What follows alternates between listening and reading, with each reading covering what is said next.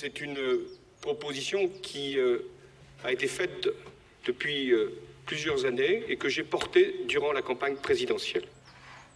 J'ai donc demandé à ce que le gouvernement prépare un projet de loi qui ouvrira la possibilité du mariage aux couples homosexuels.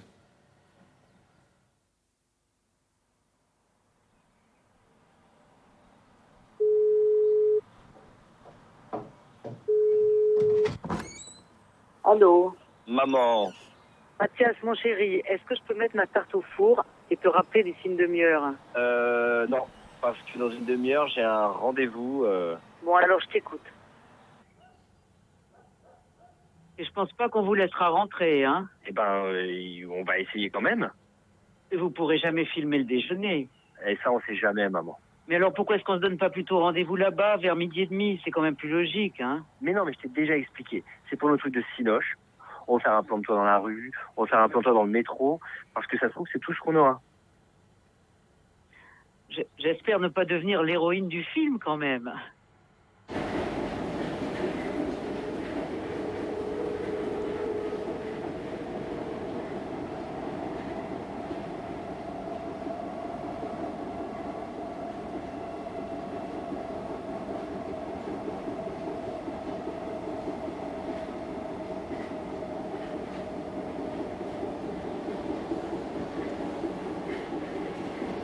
Mathias, c'est quoi ces chaussures trouées au bout, là? Je dois faire des courses.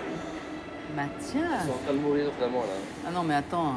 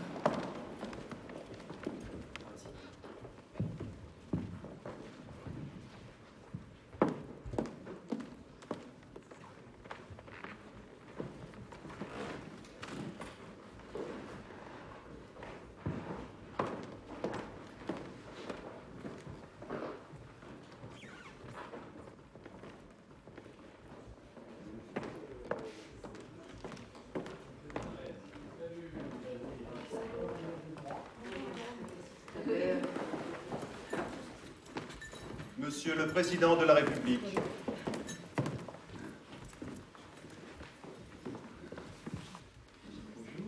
Bonjour.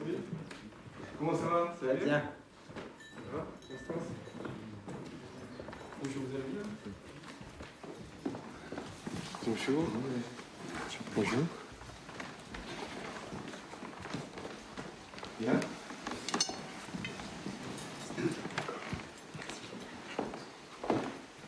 Bon, moi, je souhaitais que nous puissions avoir, dans le cadre le plus agréable possible et en même temps avec toute la liberté indispensable pour cet échange, une vision de ce que nous pouvons attendre du débat qui va s'ouvrir sur le mariage, mais surtout l'adoption.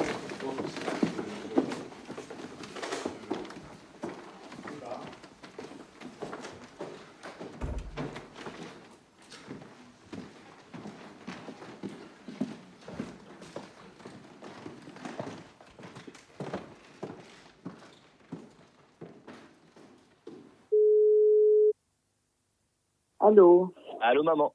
Oui, Mathias. Je te dérange pas longtemps, c'est au sujet du déjeuner d'hier. Oui. J'aurais besoin que tu me racontes ce qui se passe lorsque la porte se ferme. Quand la porte se ferme? Quand la porte se ferme, on nous a désigné nos places et donc c'est une table où il y a peut-être quand même une quinzaine de personnes. Il avait invité des sociologues, des psychiatres, psychanalystes, des juristes pour prendre la température, je dirais, sur le mariage pour tous, le projet de loi. T'as senti un peu quelle était sa position? Alors, absolument impénétrable. souriant et impénétrable. Chacun va essayer quand même de faire passer, comme on dit, un message avec l'espoir que ça marquera l'oreille présidentielle. Parce que le projet, on ne l'a pas vu, mais il est annoncé. Donc c'est la fébrilité des débats jusqu'au Conseil des ministres le 24 octobre. D'ici là, tout le monde essaye de modifier le projet le plus possible. Une fois qu'il est présenté, c'est ça qu'ils vont défendre à l'Assemblée.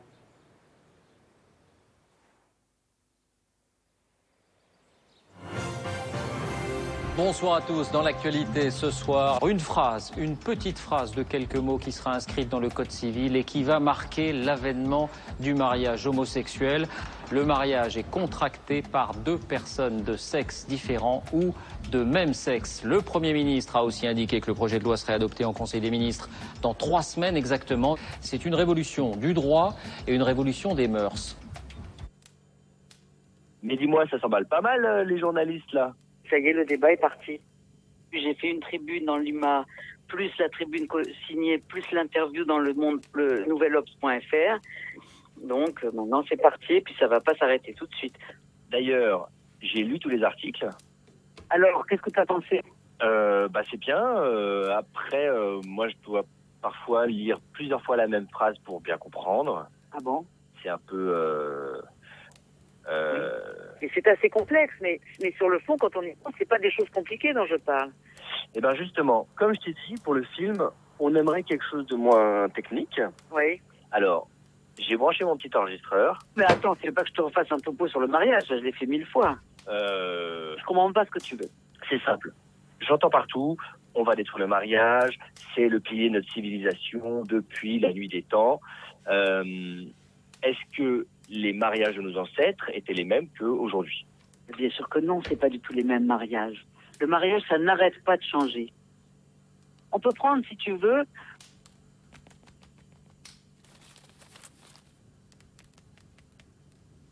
mon arrière-grand-mère, ma grand-mère, ma mère et moi.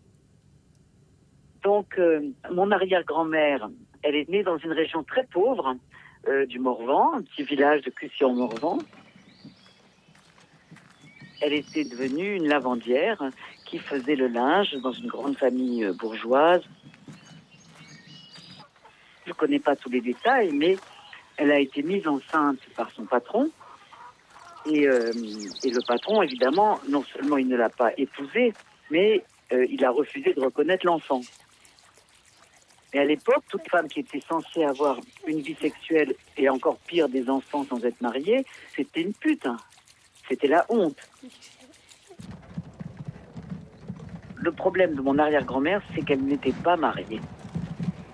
Et en dehors du mariage, on était renvoyés du côté des filles perdues.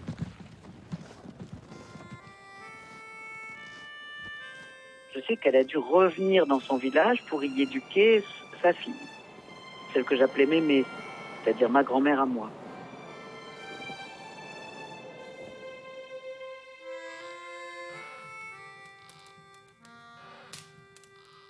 Aujourd'hui, on dirait, mais un enfant n'a pas à payer pour les fautes de ses parents, entre guillemets. Mais à l'époque, on trouvait ça normal. Hein. Les enfants bâtards, ils étaient des parias sociaux. Ils étaient l'incarnation d'une transgression sociale. Et donc, Mémé, ma grand-mère, elle a porté ça toute sa vie comme un grand fardeau. Ma grand-mère n'a eu qu'une idée, c'était de rattraper en quelque sorte la tâche qu'il y avait sur sa naissance.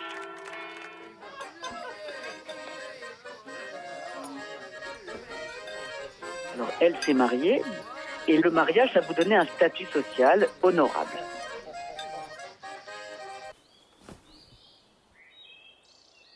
Elle fait 7 enfants. La dernière des 7 enfants, c'est Yvonne, ma mère.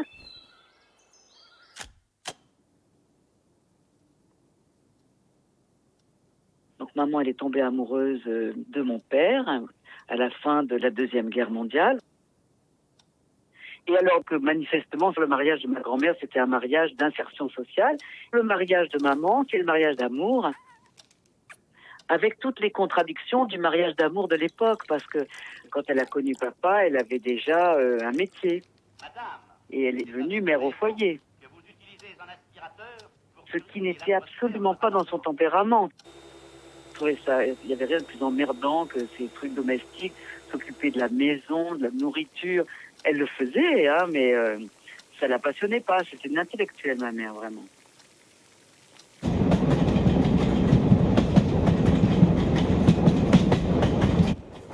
Donc moi, j'arrive à l'âge adulte en plein dans l'explosion de mai 68, de critiques justement du mariage, etc. On disait, la famille, elle peut aussi exister en dehors du mariage. Boulevard Saint-Germain, les pavés de l'émeute volent. J'avais envoyé une grande lettre à mes parents pour leur expliquer pourquoi j'étais contre le mariage. Moi, j'appartiens à la génération qui a voulu s'émanciper de l'obligation de se marier. Ce qui compte, c'est la relation, le contenu même de la relation. Le mariage, c'est se caser, c'est un rite bourgeois. Enfin, c'était vraiment dans ces années de révolte contre le mariage. Je rencontre Michel qui avait déjà 2 enfants et qui allait divorcer. C'était vraiment une rencontre d'amour immense qui s'est imposée à nous. Et on a décidé de se marier. Mais je croyais que vous vous en foutiez de vous marier. Eh ben oui, on s'est mariés pour des questions pratiques parce que j'étais professeur dans un collège. Les points que j'allais gagner par ce mariage de rapprochement de conjoints, je pourrais travailler près de Paris. Voilà. On n'a invité personne. Il y avait juste 2 témoins. On n'était pas en habit de mariage. Notre 2 chevaux a eu une contravention pendant qu'on était à la mairie. On montrait bien que ça n'était pas important.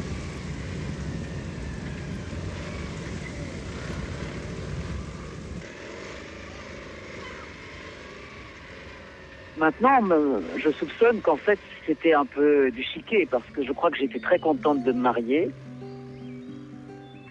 Et après avoir attendu longtemps d'être enceinte, c'est quand on a décidé de se marier que j'ai été enceinte dans le mois qui a suivi. J'ai toujours dit, c'est bizarre.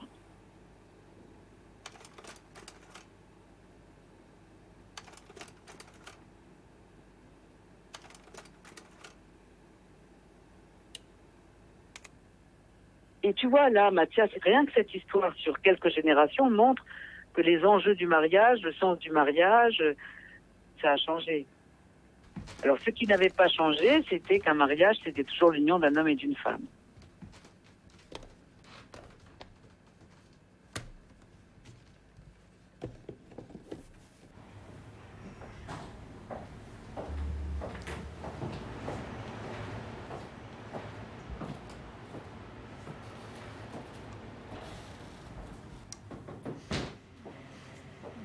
Tu dois faire attention à ne pas faire un film sur ta mère.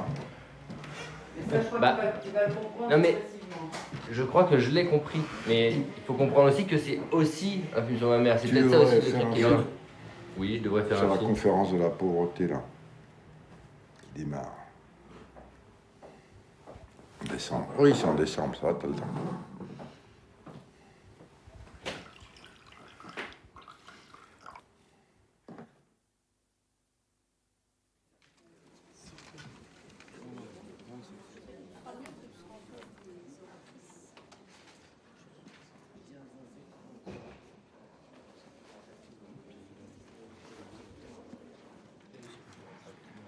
Bien, mes chers collègues. Mes chers collègues, l'Assemblée a été saisie hier du projet de loi ouvrant le mariage aux couples de même sexe qui a été présenté au Conseil des ministres hier matin. Code civil, dans ses dispositions relatives au mariage et celles relatives à l'adoption, la commission des lois de notre Assemblée débute donc aujourd'hui son étude. Ce texte vise à assurer une reconnaissance républicaine du libre choix matrimonial des individus qui le souhaitent au nom de l'égalité des droits. C'est une belle ambition, d'autant que le mariage est codifié dans le Code civil depuis 1804, sans que ni sa signification ni sa vocation ne soient explicitées. Je crois que la sociologie peut apporter sa pierre à la discussion si elle nous incite à comprendre que nous vivons des changements qui s'inscrivent en fait dans une très longue histoire. nous avons vécu un bouleversement du sens du mariage. Le mariage n'est plus le seul et unique fondement de ce qu'on appelait la vraie famille. Et aujourd'hui, il est vécu principalement comme l'institution d'un lien de couple.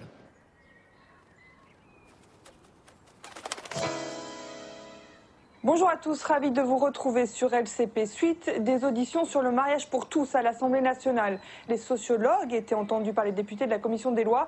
Et des auditions qui vont durer tous les jeudis jusqu'à Noël. Et le projet de loi provoque déjà la fronde de certains élus. Plusieurs centaines de maires ont fait savoir qu'ils refuseront de célébrer de telles unions au risque de se mettre hors la loi. Le mariage, ça doit être l'altérité, mâle-femelle, femelle-mâle. C'est structurel dans nos sociétés, et ça, quelle que soit la société. Il y a toujours eu des homosexuels, je les respecte, mais de là à changer des lois structurelles de société permanentes depuis des siècles et des siècles, voire des millénaires, il y a un pas que je ne franchirai pas. Et puis l'actualité de ce week-end sera aussi dominée par les manifestations contre le mariage pour tous. Les opposants se sont mobilisés dans toute la France. Un mouvement anti avec une égérie haute en couleur. Brigitte Bardot, visage médiatique de cette manifestation. On va supprimer le mariage, on va en imposer une nouvelle forme à tous les autres, à 98% de nos congénères qui demain, dans ce code civil, mais dans tous les codes français, ne seront plus ni hommes, ni femmes, ni père, ni mère.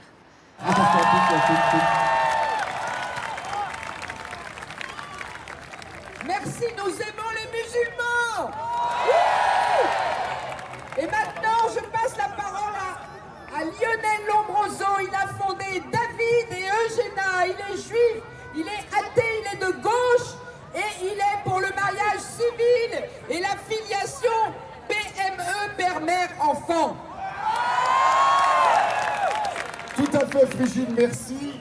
Et comme le disait notre camarade Kamel Béchik, je suis ici aussi pour témoigner que ce mouvement est trans-religion, trans-opinion politique. Je suis juif et athée, et lorsque le grand rabbin de France, Gilles Bernheim, le premier comme voix majeure, s'est élevé en publiant un très beau texte de 25 pages, je n'ai rien trouvé à y redire, tout m'a parlé, et notamment sa conclusion, qui disait « Je veux vivre dans une société où ce qui se joue d'extraordinaire dans la rencontre d'un homme et d'une femme continue d'être institué par une institution et un mot bien particulier. »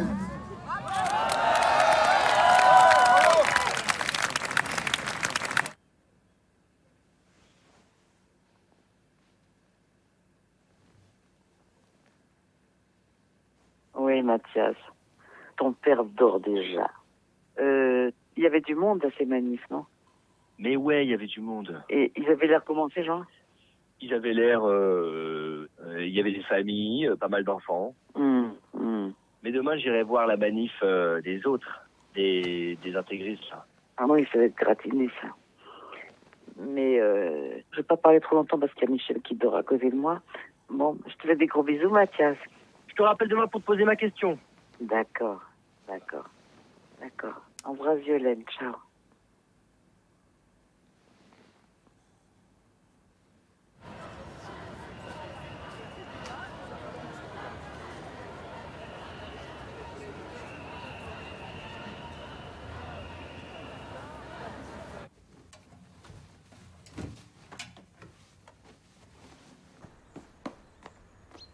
Alors, je me demandais pourquoi ça arrive maintenant que les homosexuels revendiquent le mariage. Alors, il faut revenir dans le passé. Quand le mariage était l'institution donc de la famille, que faisaient les homosexuels?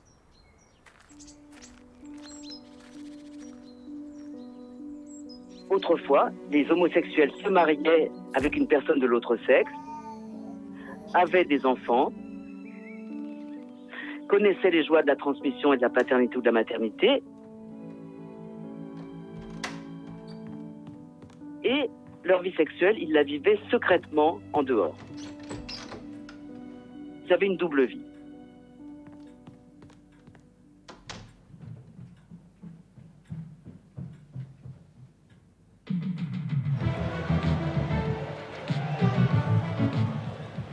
Et puis, ma génération, la génération du baby-boom, ça a été celle de la sortie du placard.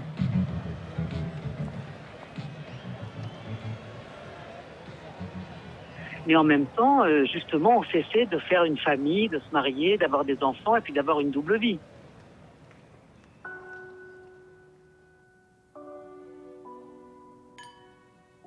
Mais c'est l'histoire d'une génération.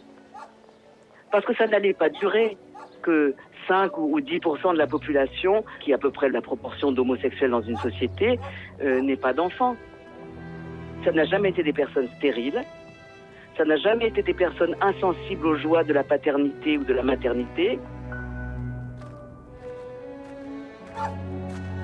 Ça n'a jamais été des personnes insensibles au fait qu'on est des mortels et que par les enfants, on transmet quelque chose qui va vous survivre.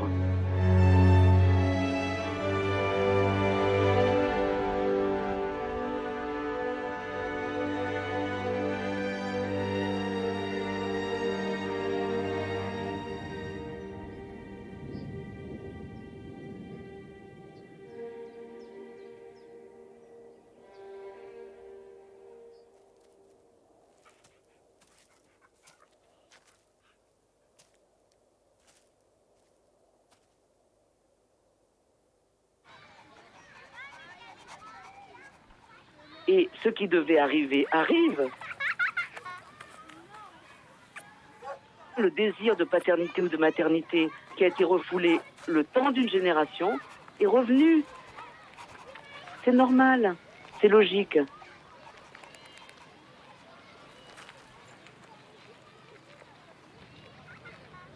Simplement, il est revenu en disant, être père ou être mère, pourquoi renoncer? Et pourquoi pour autant se cacher?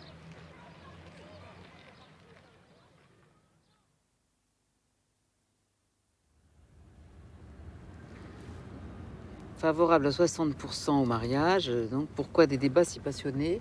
Est-ce que la France est homophobe? Alors je dirais non. La France n'est pas homophobe.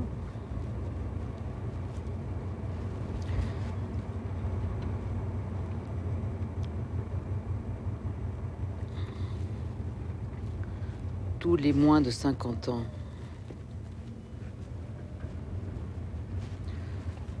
donc, il y a un problème générationnel. Tous les moins de 50 ans sont très favorables.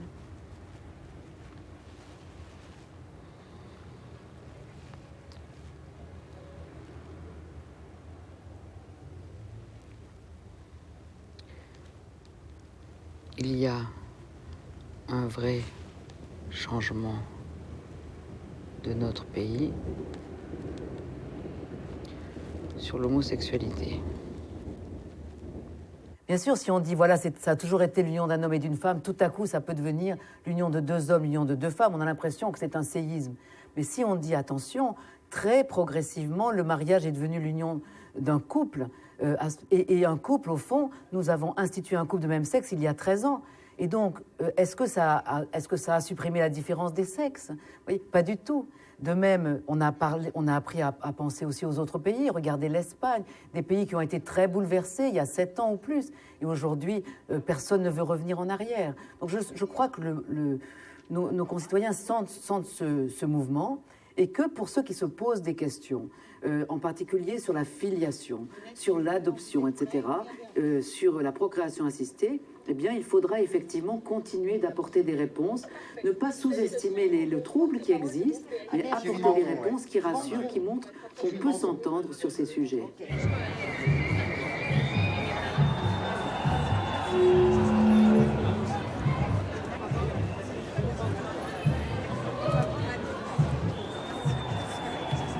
Je t'ai présenté. Bonjour. Irène. Bonjour. Donc, voilà Eric. Enfin mon futur mari, mon futur époux, le futur papa légal. Depuis le temps que je lui dis que je voulais vous rencontrer. Ben voilà, ça fait en manifestant. Ça fait très plaisir. Mais moi aussi, merci. Et que ça fait du petit. Il est avec... Il y a des amis là, il est là. C'est bien. Non, pas de problème. Madame Bartholomé. Bonjour. Ça t'impressionne, hein, bonhomme, hein? Oui, c'est impressionnant. Ah, ça t'impressionne. Il y a un monde fou. Bonjour Bartholomé. Il y a plein de monde, hein. Tu te demandes ce que c'est tout ce monde-là. La ministre de la Famille, Dominique Bertinotti, était sur notre antenne ce matin. Elle insiste sur le besoin de sécurité juridique des enfants qui vivent déjà dans des familles homoparentales. Écoutez. Cette loi, je tiens à le dire, est une avancée pour tous et va permettre la sécurisation juridique de nombre d'enfants qui vivent déjà dans des familles homoparentales. Frigide Barjot, vous en faites quoi de ces enfants qui vivent déjà dans des familles homoparentales? J'en fais qu'effectivement, il y a certainement aujourd'hui des lacunes et des revendications qui sont parfaitement légitimes, mais il n'y a pas besoin de changer tout le code civil pour ça. On peut partager l'autorité parentale, on peut la déléguer. Maintenant, il y a des enfants qui sont faits par des couples homosexuels avec un donneur anonyme de sperme, et c'est le conjoint qui demande à avoir une parenté, une filiation. Eh bien, nous pouvons donner des droits équivalents sans transmettre la filiation, parce qu'un enfant, cher ami, n'est pas né de 2 hommes, ni de 2 femmes. Maman, alors j'ai une nouvelle question à te poser. Est-ce que tu as un petit peu de temps à m'accorder? Pas très longtemps, parce que ton père est allé acheter je sais pas quoi, des yaourts Naminova au chocolat et des poissons panés pour les filles. Quand il va rentrer, je serai toujours en pyjama, il va m'engueuler et tout ça. Ok, donc il n'est pas là. Et il n'est pas là. Donc profitons-en. Oui, mais pas longtemps. Ok, donc j'ai une question toute simple, c'est comment est-ce qu'on fait les bébés? Comment est-ce qu'on fait les bébés? Alors, on les fait d'abord à l'ancienne sous la couette.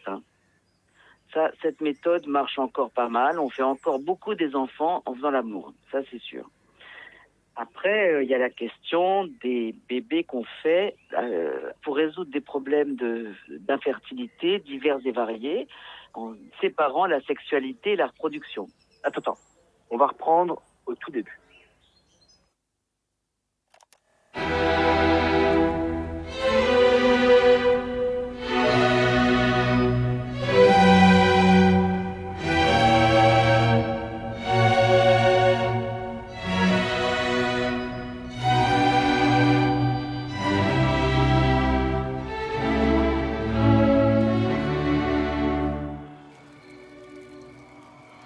Depuis toujours, les hommes ont fait des bébés. Et depuis toujours, ils ont eu des problèmes pour en faire. Ça n'arrivait pas quand on voulait. Parfois, ça n'arrivait pas du tout. C'est pas pour rien que dans toutes les religions traditionnelles, il y a des prières à des déesses de la fertilité, par exemple. Si on remonte au Moyen-Âge, quand un couple n'arrivait pas à faire un enfant, il y a toujours eu des solutions sociales qui étaient secrètes, mais qui étaient quand même connues, qui consistaient à avoir un enfant d'un autre homme en le faisant passer pour un enfant du mari.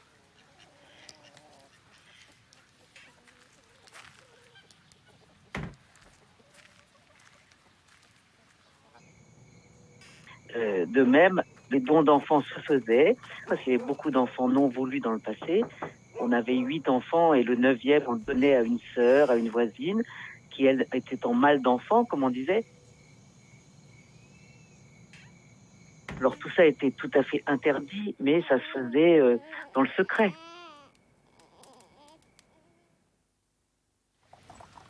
Et puis, au XVIIIe siècle, il y a l'invention de l'insémination artificielle. Il y a un chirurgien écossais en particulier qui est connu pour avoir inventé cette méthode. On a plusieurs récits qui vous racontent les premières fois qu'on a pris du sperme dans une canule qu'on a injecté pour que ce sperme imprègne un utérus et que, sans rapport sexuel, une fécondation soit produite.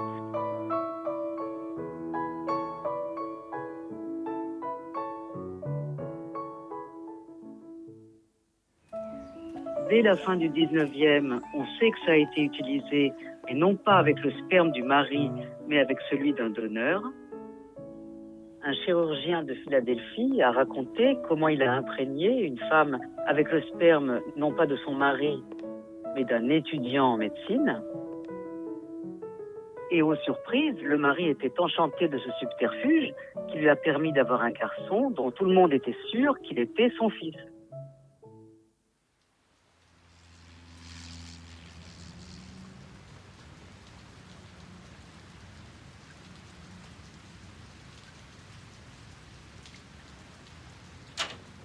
tout le XXe siècle, cette insémination artificielle s'est pratiquée de façon un peu clandestine dans les cabinets des gynécologues parce qu'elle était condamnée par l'Église. Et en France, par l'Académie des sciences morales, qui considérait que c'était une façon d'introduire une sorte d'enfant adultérin dans la famille. C'était une pratique immorale.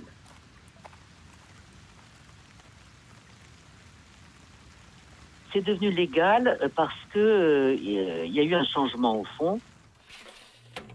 C'est que on a inventé une nouvelle technique, la cryoconservation du sperme. Donc le grand changement, c'est les banques de sperme au départ, parce qu'elles permettent de faire la même chose qu'avant, mais en dissociant le moment du don de sperme et le moment de son usage. C'était plus l'homme caché dans la pièce à côté, c'était des dons recueillis, tout un stock de paillettes congelées qu'on pouvait analyser, étudier pour voir si elles ne transmettent pas des maladies, et puis surtout anonymiser.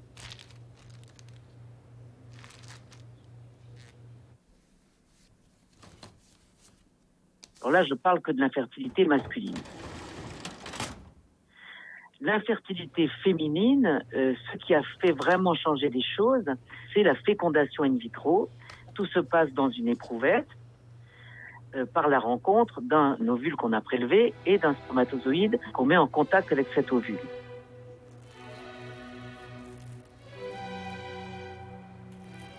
Ensuite, une fois que l'embryon est fabriqué, on va le transférer dans l'utérus et on va espérer, attendre qu'il s'implante, parce que ça, on ne sait pas l'implanter de force. Une femme qui ne peut pas porter d'enfant, ça existe aussi. C'est des femmes qui peuvent très bien faire des embryons, mais qui ne peuvent pas les porter parce qu'elles n'ont pas d'utérus, ou elles ont un utérus anormal, du fait, par exemple, d'un traitement qu'a pris leur mère, le Distilbène, ou à la suite d'un accident. Dans ces cas-là, il faut recourir à une gestatrice pour autrui.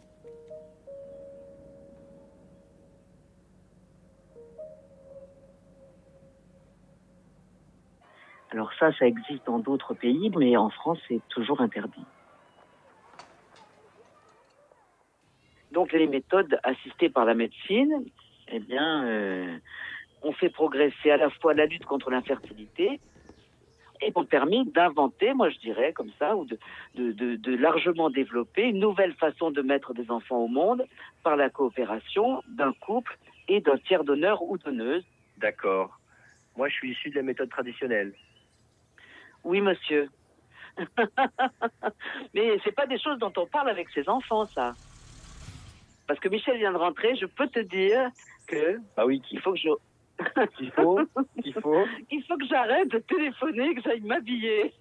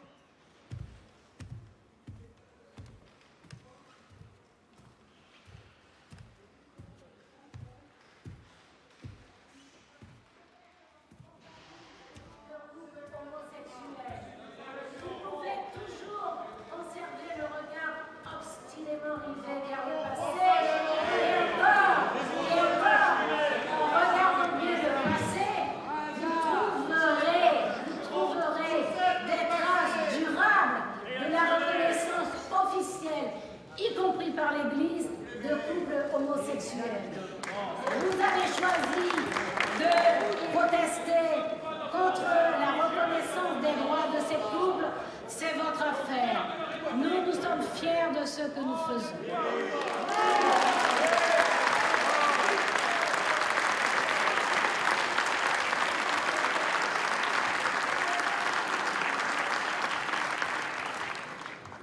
Et nous sommes si fiers de ce que nous faisons que je voudrais le définir par les mots du poète Léon Gontran Damas. Mariage pour tous, le marathon a démarré à l'Assemblée. Deux conceptions radicalement différentes de la famille se sont affrontées dès l'ouverture du débat. France Inter. C'est la réforme sociétale la plus importante depuis l'abolition de la peine de mort en 1981. Christiane Taubira, la garde des Sceaux, a donné le coup d'envoi de ce marathon. On l'écoute. Nous avons donc décidé d'ouvrir ce mariage et cette adoption aux couples de même sexe. Nous sommes fiers de ce que nous faisons.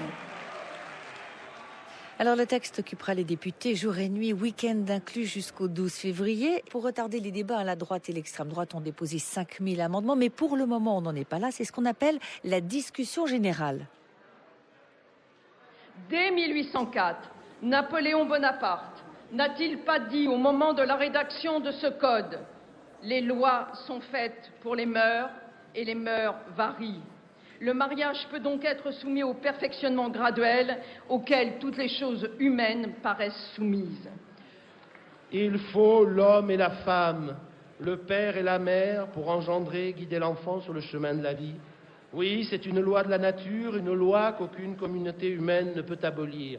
Vous revenez à l'époque de Lamarck, avec l'évolutionnisme, vous revenez à l'époque de Mendel, il y a une fascination sur le naturel, sur le biologique, sur le génétique, mais il y a longtemps que les Lumières ont imprégné la réflexion philosophique, scientifique. Il y a longtemps qu'on sait ce qu'est l'environnement social. Et puis vous êtes là, vous en êtes encore à la vénération des lois de Mendel, Mendel qui travaillait quand même sur les petits pois.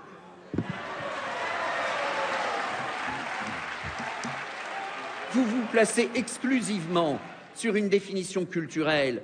Nous pensons que la solidité de la société et la solidité de la famille va mieux avec une définition ordinaire. Mais faut-il ignorer les changements de société? Notre modèle familial a implosé. Un enfant sur deux naît hors mariage. Un enfant sur quatre ne vit pas avec ses deux parents. La majorité des couples s'établissent en dehors de toute règle préalable. Les Françaises et les Français ont rejeté le modèle familial unique. Ils revendiquent, ils exigent la reconnaissance de la diversité des modèles familiaux, tout en assurant l'égalité des droits et des devoirs de toutes les formes de famille. Prenez-en de la graine, avec cette loi qui n'enlève rien à personne. Au fond, ce que je retiens de l'intervention de Mme Taubira, à la fin, où il y avait de la matière, et l'intervention de Mme Bertinotti tout le long, mais ce n'était pas beaucoup plus rassurant, c'est tout de même une approche essentiellement dogmatique, symbolique. Je l'avais dit en commission, mais vraiment ça me fait penser, les Monty Python, la vie de Brian, enfin, la revendication pour le principe, et si le principe ne correspond pas à ce qui est raisonnable, tant pis, on va le revendiquer parce que c'est le symbole de notre lutte contre l'impérialisme. Peut-être que la loi de la République mérite mieux que les Monty Python. C'est quoi une famille? Une famille, c'est autant qu'il est possible, un homme, une femme. Il peut y avoir ensuite les accidents de la vie qui se projettent dans la durée et qui, quand ils le peuvent, portent un projet familial et un projet parental. Moi, j'élève mon fils avec mon copain et j'ai l'impression que je suis une famille. Donc là, oui. Oui. Ouais. Vous m'avez interrogé, je vous réponds sur ce que je considère être un modèle de famille. Parce que si on a plusieurs modèles, à un moment, tout se vaut, rien ne vaut. Pour autant, je respecte les situations qui existent. Ce sont des situations que je respecte, auxquelles il faut trouver des réponses juridiques, qui pour autant... Est-ce que je suis une famille, alors? Est-ce que vous pensez que je suis une famille, avec mon copain et mon fils? Qui pour autant ne doivent pas être érigés en tant que modèle. Donc, est-ce que vous êtes un modèle familial? Non, parce que j'ai une vision simple et ordinaire du modèle familial. Est-ce qu'il y a de fait une famille? Si vous l'entendez comme cela, je ne me sens pas le droit de vous le retirer. Il n'y a pas une famille, il n'y a pas un modèle de famille. Il y a un modèle. Que ce soit hétérosexuel. Il y a un modèle et il y a une diversité de situations. Les situations peuvent et doivent être respectées, traitées même avec d'autant de solidarité et d'attention quand elles sont plus difficiles. Elles ne sont pas modèles pour autant.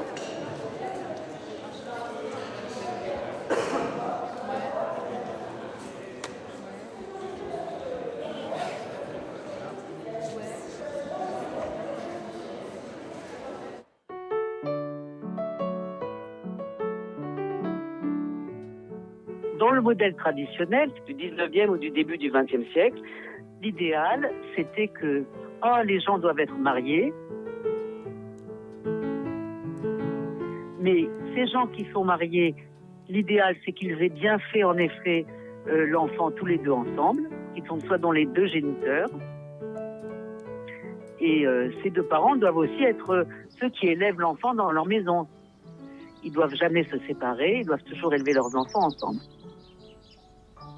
Mais plus on creuse dans les familles, plus on s'aperçoit qu'il y avait tout un ensemble de secrets de famille impressionnants.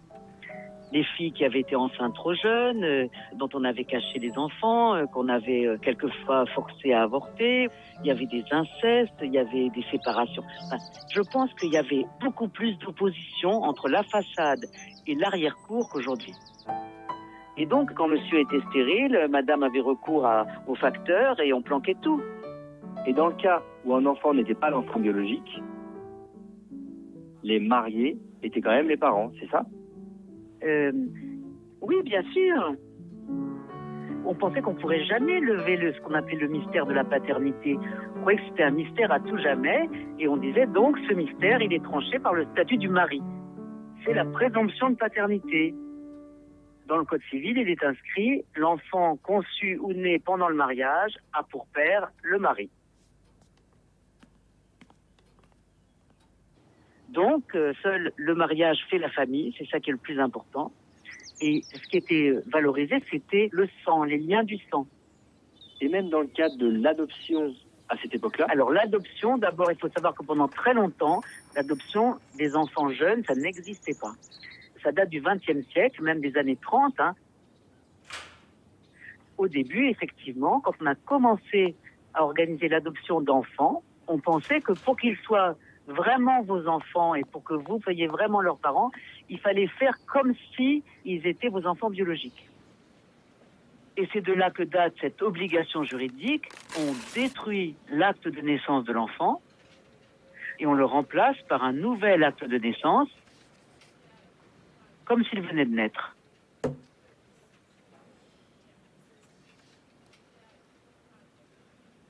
À l'époque, on considère que c'est dans l'intérêt de l'enfant. Ce qui paraissait le plus indestructible, c'était le lien de sang. Donc, on faisait comme si on avait un lien de sang. Depuis, les mœurs ont changé. Par exemple, un enfant adopté, on ne lui cache plus qu'il y a eu adoption. Parce qu'on a compris que c'était pas une bonne chose de mentir, de raconter des cracks et tout ça. On a permis aux enfants adoptés d'avoir accès à leur dossier, ce qui n'était pas le cas avant. On n'est plus dans le modèle unique du 19e siècle, qui, pour garantir l'honneur de la famille, était amené à mentir parfois sur la filiation. L'important, c'est d'être authentique, c'est d'être vrai.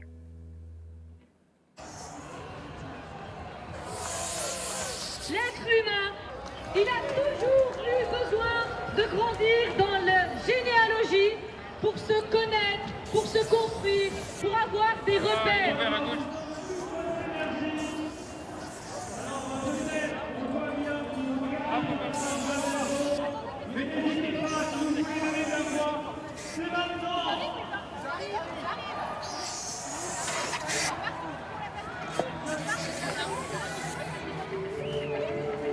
Nous ne voulons pas d'une loi qui prive l'enfant délibérément d'un père ou d'une mère. Allez, les ballons! Non à cette loi Taubira!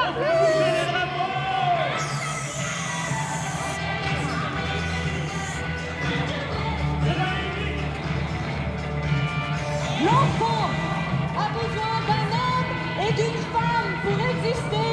L'enfant a besoin d'un père et d'une mère pour grandir en tout équilibre.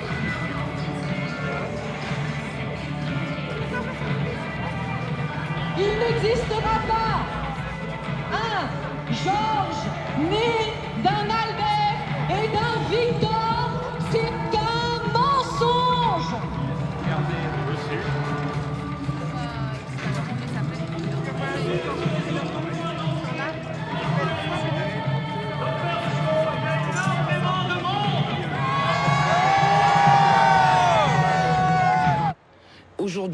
dire devant tout le monde que nous avons à peu près mobilisé plus d'1 million de personnes à Paris. Voilà, je dis le chiffre. Où est la caméra? Là, 1 million de personnes se sont mobilisées dans la joie et dans l'amour des homosexuels. Nous avons été archi nombreux. Vous prévoyez une nouvelle mobilisation si... Mais bien sûr, si le président ne bouge pas, je vous assure que nous sommes archi mobilisés et que là, vous avez vu simplement la base émergente de l'iceberg. J'espère, non? Non, mais pas un taxi. Je pense que vous avez un portable à vous ici. Ah oui, ça c'est Bonsoir.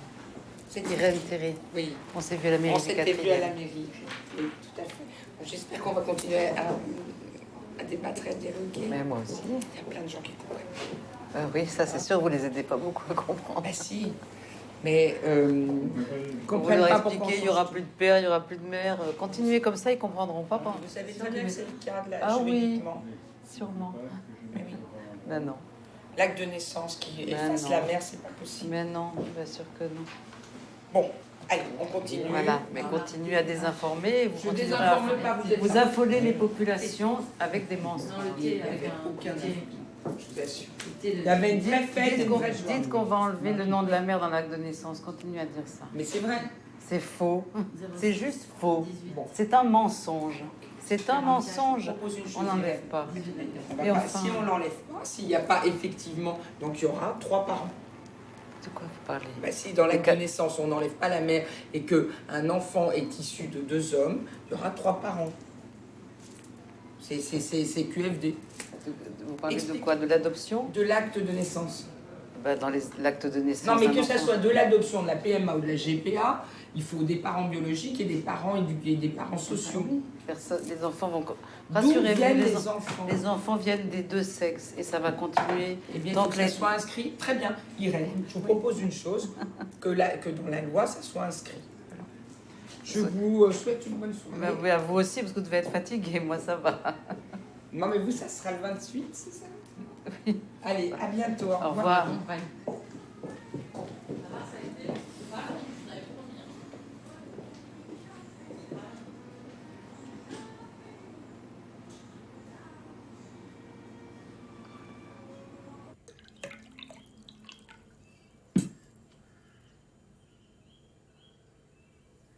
Je suis un petit peu déprimée, mais par la situation, hein.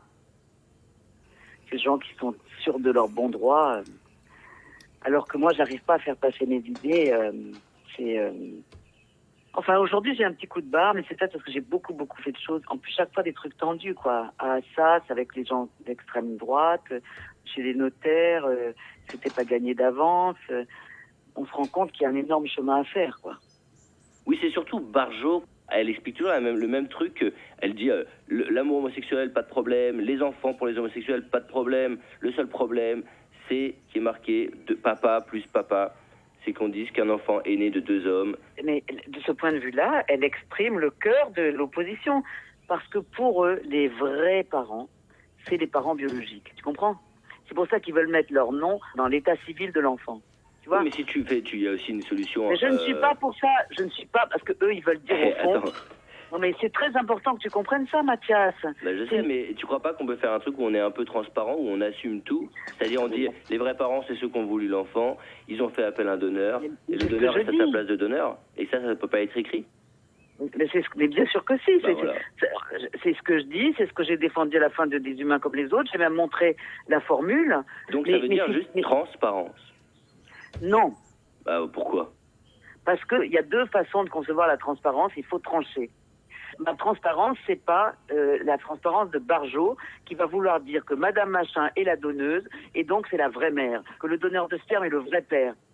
Pour eux, les vrais parents, c'est les biologiques, et puis il y a les éducateurs. C'est comme des sortes de beaux-parents. C'est ça qu'ils disent. Et moi, ce que je dis, c'est que les parents, c'est le couple d'intention, en quelque sorte, et c'est pas le donneur. Le donneur, c'est un donneur, point barre. Et ben alors, qu'est-ce qu'on écrit dans l'acte de naissance? Les noms des parents intentionnels. Ceux qui ont voulu l'enfant, qui vont l'élever. L'identité des donneurs, elle reste dans le dossier médical, et on mentionne qu'il y a eu un don d'engendrement pour arrêter de le cacher. Et ben alors, il suffit d'expliquer à Barjot. Non, mais il suffit pas, Mathias. C'est pas qu'ils n'ont pas compris. C'est une bagarre. C'est une énorme bagarre. Cette course ne s'arrêtera pas en chemin. Les couples d'hommes ne manqueront pas d'exiger le droit à la gestation pour autrui. Beaucoup la réclament déjà, et certains n'ont pas hésité à y recourir à l'étranger. Puisqu'on ne cesse de parler d'égalité, donc on ira chercher l'égalité entre les femmes lesbiennes et les homosexuels hommes. Et pour bon nombre de parlementaires ici, c'est une vision de la société que nous récusons. Car premièrement, on ne peut réduire la femme essentiellement à son ventre et on ne peut toujours pas se résoudre à ce qu'un utérus soit loué, voire prêté ou négocié. On nous propose des enfants en solde. Le coût normal, c'est 12 000, mais là, il faut une promotion, c'est 9 900. On nous propose des enfants pour lesquels on prévoit un coût de gestation, un coût d'avortement, si le projet parental est interrompu. Voilà ce qui figure sur le net. L'humain, oui, l'humain, mes chers collègues, va-t-il entrer dans la catégorie des biens de consommation commercialisables? Cela est inacceptable.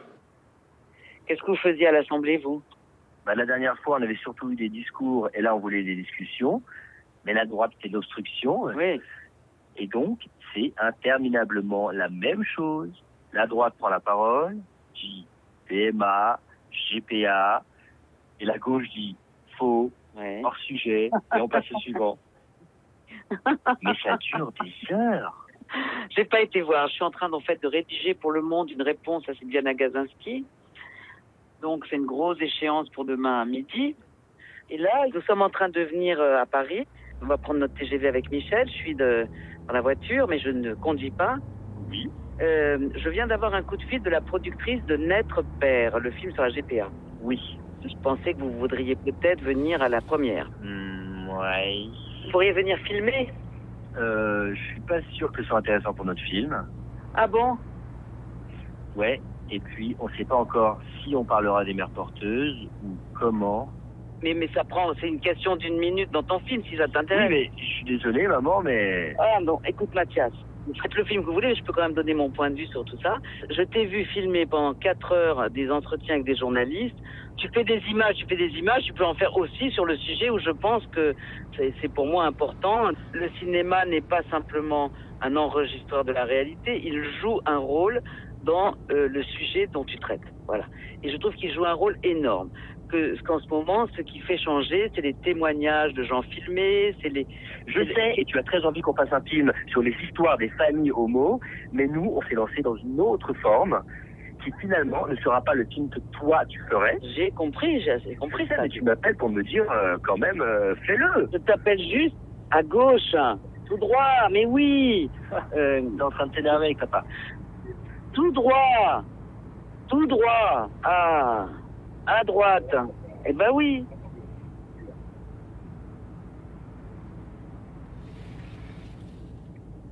Allô? Oui.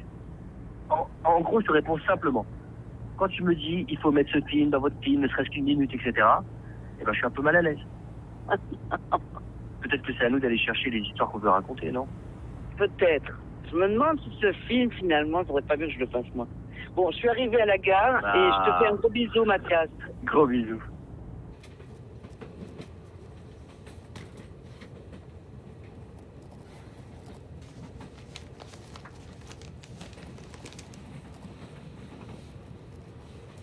Elle est toujours en train d'écrire des articles.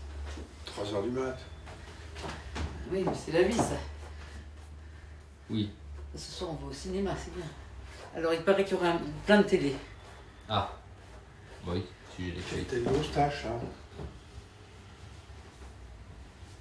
Je ne mets pas ce truc. Non, c'est mon truc. Je t'ai fait du café, hein, Belle. Oui, j'en veux bien. C'est mon truc de Bon, mise. alors attends, Mathias, pousse-toi un peu. J'ai fait un truc de café, je sais pas s'il en reste, hein. C'est encore chaud, il est tiède.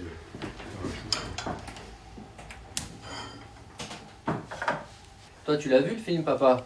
Lequel? Le film de ce soir avec la mère porteuse. Non. Ah oui, je l'ai vu, oui. Oui, je l'ai vu, non, il est très bien, hein. et assez émouvant, quoi. Non, le problème, c'est que ce qu'on voit dans ce film, c'est quand même, ils vont aux États-Unis à plusieurs reprises, tu vois, dans des gros 4x4 et tout, donc c'est un truc plein de fric, quoi. Ça, c'est... De toute façon, ou c'est chez les pauvres et c'est la cata, ou c'est chez les riches. Voilà. Et on dit c'est pas normal. Et ça n'est accessible qu'à une petite fraction de la population. Tant qu'il n'y a pas de choses comme ça chez nous. Oui, oui. Et toi, ça t'a fait regarder quand même la question des mères porteuses autrement? Mais non, mais Irène découvre que je la regarde autrement. J'ai jamais regardé autrement que ça. J'ai toujours été d'accord avec la procédure nord-américaine. Mais Michel! Oui! Je te l'ai déjà dit 20 fois. Ouais. C'est toi qui invente un truc comme le bénéfice du film. C'est incroyable! Alors ça, c'est dingue! Oui. Alors ça, c'est dément! Mais Michel, il est... Mais tu me l'as même dit quand on a vu le film ici. Oui, pas du tout. Tu disais, c'est la sur la GPH, franchement, j'y arrive pas et tout. Alors là, tu sais pourquoi il dit ça? Parce qu'il sait que je vais faire un papier sur le thème, le truc qui a changé mon mari. Bon, bah, écoute, laisse ton mari de côté dans cette histoire. Hein. Parce que le mari, il en a ras les yeux du mariage pour tous. Hein.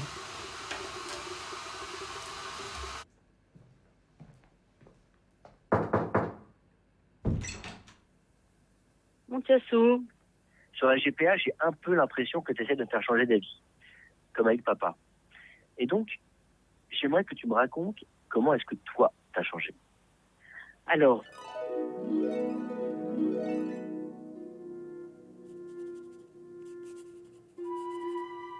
j'avais un peu l'opinion ordinaire des gens, c'est-à-dire je me disais, porter un enfant pour d'autres, je crois pas que je serais capable de le faire, peut-être pour ma sœur, mais encore ce serait compliqué. La jeune femme touchera près de 2 000 € 3 fois le salaire moyen indien. J'étais plutôt prête à comprendre que si une femme faisait ça, c'était parce qu'elle était poussée par la pauvreté. Voilà, parce que je me disais quand même, elle leur donne son enfant, quoi. Mais moi, je veux pas avoir un jugement sans connaître. C'est un peu l'intérêt de ma passion de sociologue, c'est aussi connaître la réalité. Et donc, je me suis renseignée, j'ai lu.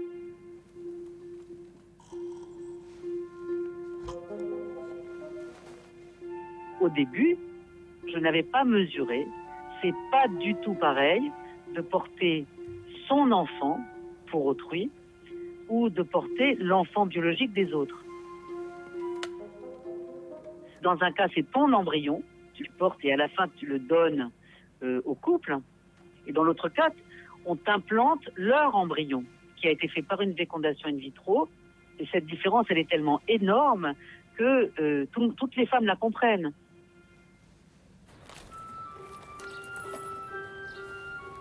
J'ai rencontré des gestatrices, je n'oublierai jamais ça. À Paris, j'ai rencontré une Américaine qui était venue témoigner de son expérience. Et j'ai été amenée à l'interroger, à lui dire, mais vous savez, en France, on considère que des personnes comme vous se sont traitées comme les esclaves des temps modernes. Elle dit, mais ce que je leur répondrais, c'est qu'à part ma propre famille, rien ne m'a autant valorisé dans ma vie. Cette phrase, elle est inoubliable pour moi. Je la comprenais parce que je voyais ce qu'elle voulait dire. Qu'est-ce qui l'a valorisé? D'avoir porté l'enfant d'autrui. Alors qu'on pensait que c'était quelque chose qui dégrade la femme, qu'elle est traitée comme une chose, comme un animal, comme un esclave. C'est ce qui fait peur. Et elle disait, rien ne m'a autant valorisé dans ma vie. Donc elle témoignait d'une expérience qui était exactement le contraire.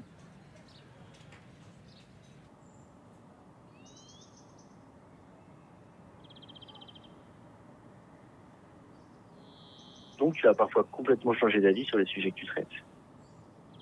Oui, j'ai changé, mais tout le monde a changé. Beaucoup de gens n'aiment pas dire qu'ils ont changé parce qu'ils s'imaginent que c'est avoir eu tort hier et avoir raison aujourd'hui. Sur ces questions de société, de mariage, de filiation, changer, ça n'est pas passer de l'erreur à la vérité. Si c'était comme ça, on serait toujours dans l'erreur puisque le monde ne cesse de changer.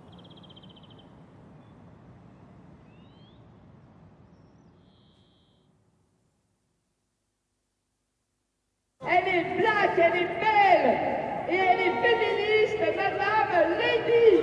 Comment? J'ai dit comment? Les chercheurs et bonjour la France.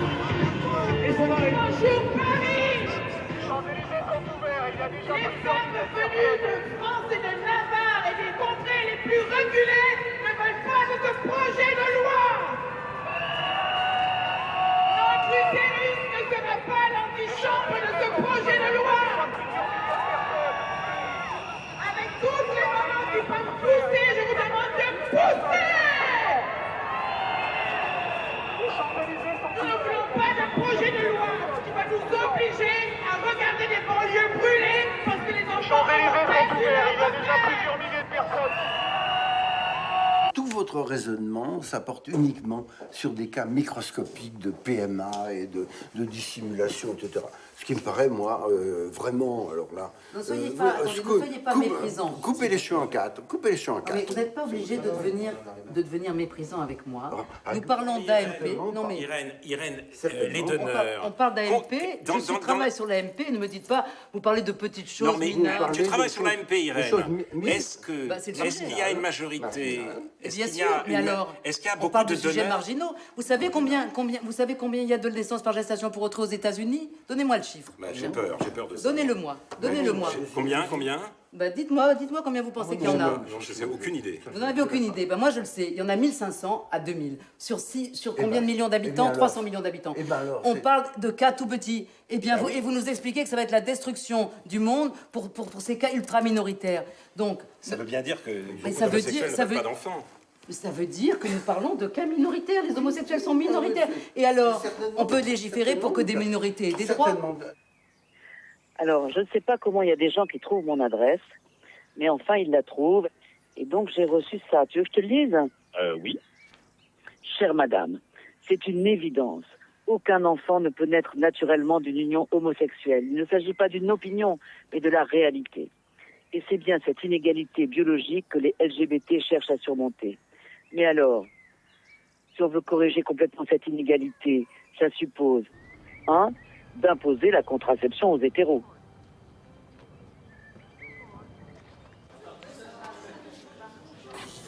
Si je comprends bien, on impose la contraception, donc plus aucune fécondité naturelle. Tout le monde devient stérile, donc c'est la stérilisation généralisée des gens. De n'autoriser que les bébés éprouvettes. On aura bientôt des utérus artificiels.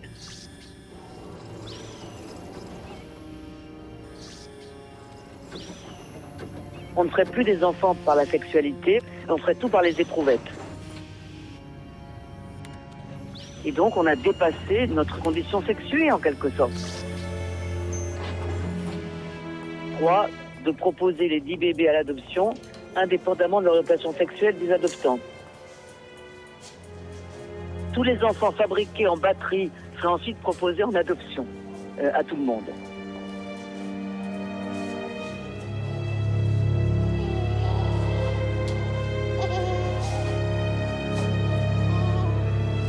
Si on ne va pas jusque-là, on va de fait créer de nouvelles inégalités. C'est exactement ce qui est décrit dans Le meilleur des mondes d'Aldous Huxley, le rêve de tous les totalitarismes. Le meilleur des mondes est paru en 1936, et à l'époque c'était de la science-fiction, mais aujourd'hui il est à notre porte. Et vos savantes analyses ne font que le confirmer, cordialement.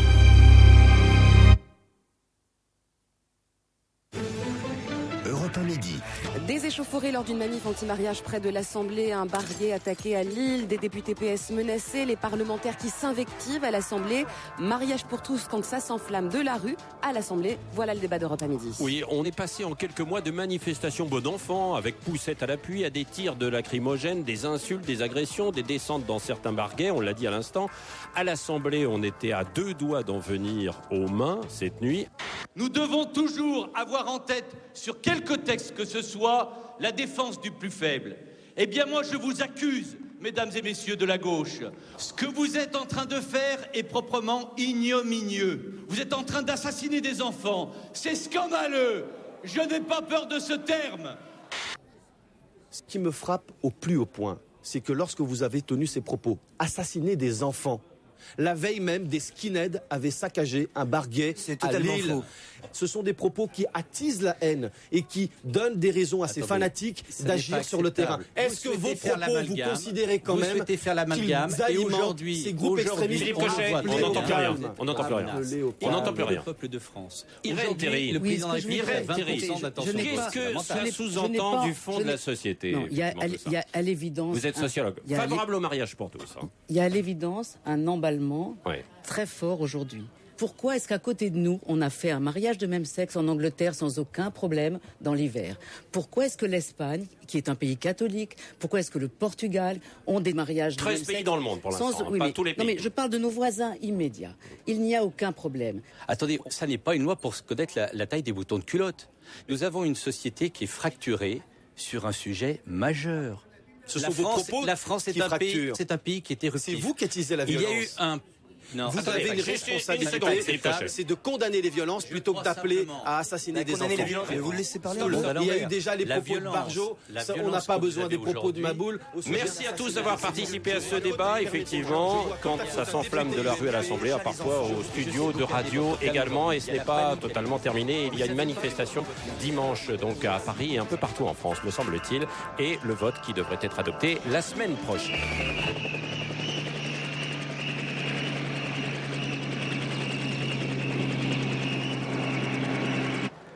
Comme de nombreux élus, j'ai hâte de célébrer les premiers mariages de ceux et celles qui me l'ont déjà demandé. Alors, s'il vous plaît, mesdames les ministres, ne tardez pas sur le décret, ne tardez pas sur la circulaire. Marions-les dès l'été. Je vous remercie.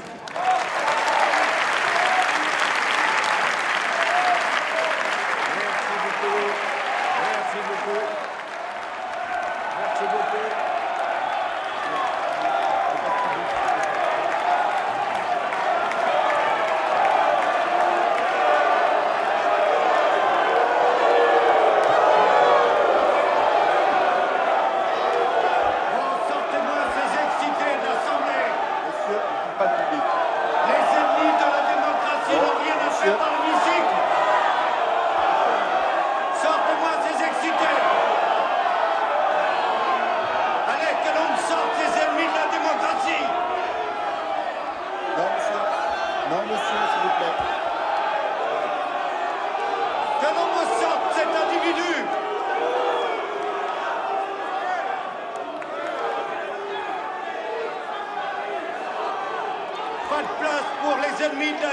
Dans cet hémicycle, sortez-le.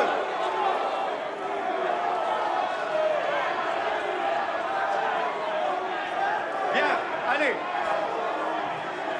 Mes chers collègues, s'il vous plaît, ceux qui n'avaient rien à faire dans cet hémicycle n'y sont plus. Vous vous asseyez. Il ne reste plus dans cet hémicycle que les amoureux de la démocratie. Donc vous vous asseyez.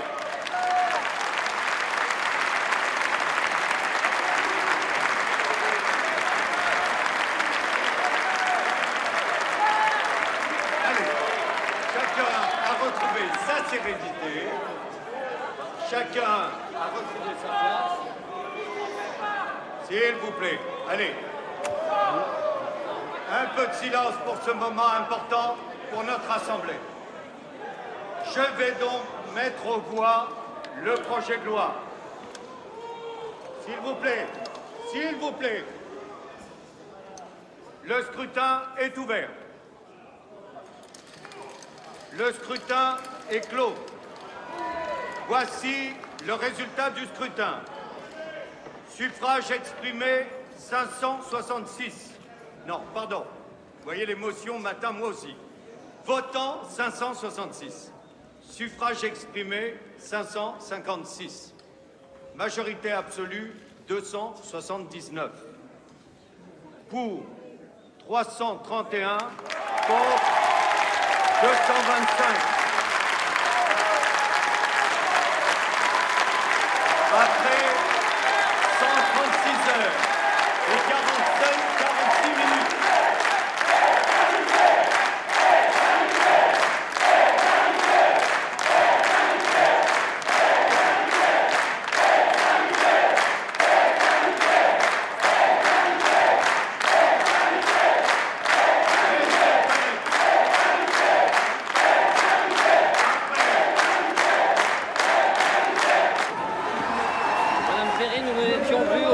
donc à Lyon sur les familles homoparentales début janvier. D'accord. Le colloque de la PGL. Voilà. Bon, alors on se fait la bise. Oui. Merci. Vraiment, c'est une journée. Alors je présente mon futur époux. On s'était déjà vu aussi. On s'était vu là-bas. Merci. Vous allez vous marier? Oui. Ben ouais. Après combien d'années de vie commune? 27 ans. 27. Alors, on a bien mérité de pouvoir se marier. Bon, on ne prétendra pas d'avoir des enfants. Ça va être des mariages incroyables. Je sais pas, là c'est quand même, on reste quand même amer de ce qui s'est passé. Ah ouais. Quand on s'est vu début janvier, on n'en était pas là. Les dernières semaines ont été immondes. Même dimanche, j'avais plus le moral. Oui, nous, dimanche, on n'a pas regardé la télé, on n'a pas écouté les médias. Depuis plusieurs jours, on fait le blackout sur tout ça pour pas plus en entendre parler. Mais bon, aujourd'hui c'est bien, mais on sait qu'il va y avoir encore des moments difficiles certainement à supporter. On espère que le Conseil constitutionnel ne va pas... Non, vous allez voir, quand on va voir les premiers mariages, la France, elle va vouloir être avec ses mariages, avec ce bonheur, avec ça. Et après, je suis moins optimiste que vous. Non, c'est sur la filiation que ça va être. Il y a tellement... Vous en avez bavé aussi dans les années. Et 6 mois, ça a été... Nous sommes vieux. Je viens... Une espèce de retour en arrière, quoi. Elle a permis d'exprimer l'homophobie. On ne pensait pas que la société française en était là, on ne pensait pas. On se croyait intégré à la société, on ne rasait plus les murs, on était heureux à l'endroit où on vit, à la Croix-Rousse, et on ne pensait pas qu'un jour on aurait à vivre ça. Je dois reconnaître que jamais dans notre vie, on peut dire nos âges, moi j'ai 63 ans, Gérard en a 62, jamais dans notre vie... On a le même âge. Jamais on avait vécu l'homophobie, et là, à nos âges, on a dû la vivre, et ça a été très dur. Et aujourd'hui même, j'ai agressé Barjot devant l'Assemblée nationale. Ah bon, elle était là-bas? Elle était là-bas, elle s'est fait virer de l'Assemblée nationale parce qu'ils ont essayé de perturber le vote. Et comme il y avait quelques personnes devant, quand elle est sortie, elle a été huée. Et j'ai pas pu me retenir, là je l'ai agressée physiquement même, je l'ai prise, je l'ai secouée en lui disant honte à vous. Je pense que ça va être repris par les télés et qu'on va le voir. Et j'étais bien content, là ça m'a vraiment libéré de quelque chose. Oui, ça m'a vraiment libéré. Parce qu'elle dit qu'elle adore les homos, qu'elle fait des bisous. Mais c'est ça le pire. C'est ça le pire. On vous avait dit qu'en mairie du 3e à Lyon, on avait assisté à un débat avec Erwan Binet. Et les opposants étaient venus en nombre et ils criaient « on n'est pas homophobe ». Ça faisait froid dans le dos, ils avaient la bave aux lèvres. Ils criaient « on n'est pas homophobe » et on entendait « on est homophobe et on vous fait du mal ». C'était tellement forcé, tellement pas naturel. Non, et puis elle peut pas dire j'aime les homos, etc. Et puis attiser la haine comme ça et s'étonner après de déclencher la violence. C'est pas possible. Ou alors elle est idiote, elle porte bien son nom. Ce slogan horrible, touche pas à mon mariage. C'était horrible ce slogan. Et après elle va dire Dominique. Alors vraiment, vous savez, c'est un des plus beaux jours de nos vies. Bravo. Dominique, est-ce que tu t'autorises à te faire la vie?